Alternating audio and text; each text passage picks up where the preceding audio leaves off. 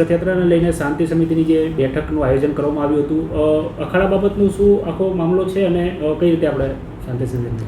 અષાઢી બીજ એટલે કે તારીખ 16 ના રોજ જે ભગવાન જગન્નાથની 44મી રથયાત્રા વિરમગામમાં આયોજન થવા જનાર છે, તે અન્વયે આજરોજ વિરમગામ ટાઉન પોલીસ સ્ટેશન ખાતે વિરમગામના તમામ સમાજના લોકો, તમામ ધર્મના લોકો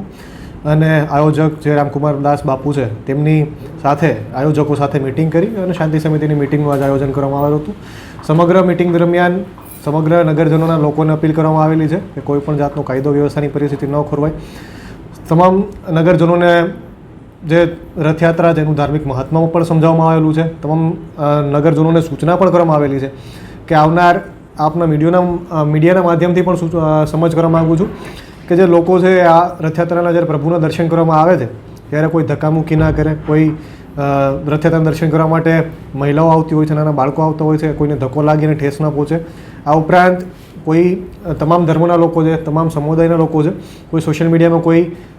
એવી કોઈ પોસ્ટ ના કરે તે બાબતે પણ સૂચના કરવામાં આવી છે. આ ઉપરાંત જે રથયાત્રાની જે સમિતિ છે, આયોજકો છે, તેમના દ્વારા જે પરવાનગી રથયાત્રાનું એમ માગવામાં આવેલી છે તે બાબતે પરવાનગી પણ આપવામાં આવેલી છે અને તેમની